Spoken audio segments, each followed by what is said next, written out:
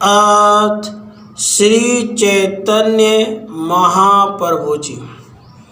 बंगाल का नदिया अर्थात नवद्वीप ग्राम बंगीय वैष्णवों का उसी दिन वृंदावन हो गया जब फाल्गुन शुक्ल पूर्णिमा को सिंह लग्न में श्री जगन्नाथ मिश्र के यहाँ माता सची देवी की गोद में गौर सुंदर निमाई प्रकट हुए।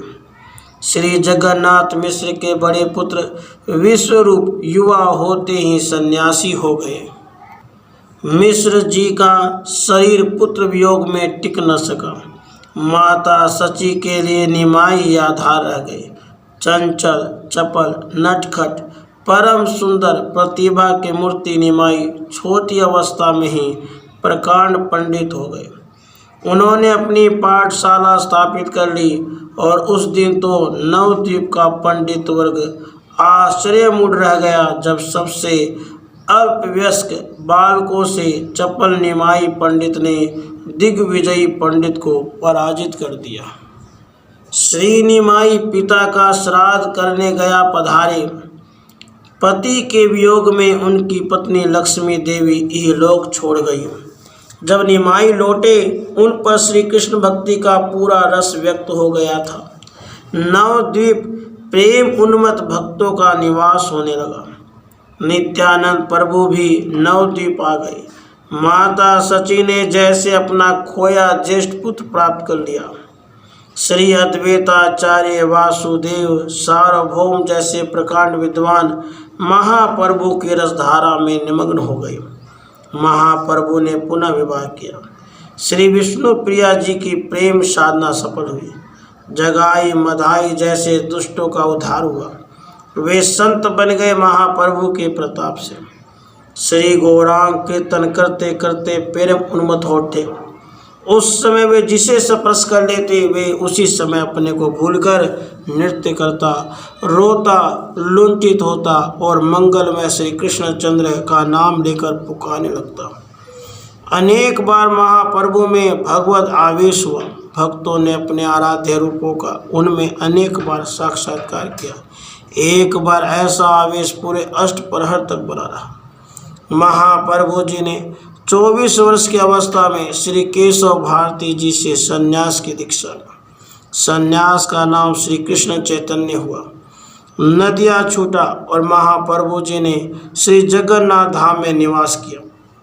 यहाँ से काशी होते हुए एक बार वृंदावन और एक बार दक्षिण एवं मध्य भारत की महाप्रभु ने यात्रा की। काशी में वेदांत के प्रकांड पंडित प्रकाशानंद सरस्वती महाप्रभु के अनुगामी हो गए। जगन्नाथपुरी से महाप्रभु एक बार नदिया भी पधारे थे।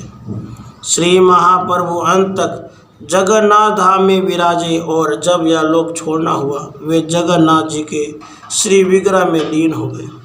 महाप्रभु का प्रेममय जीवन हिंदी में चैतन्य चरितावली में और बंगला में अमीय निमाई चरित में देखने योग्य है। उसका कोई अंश नहीं छोड़ा गया।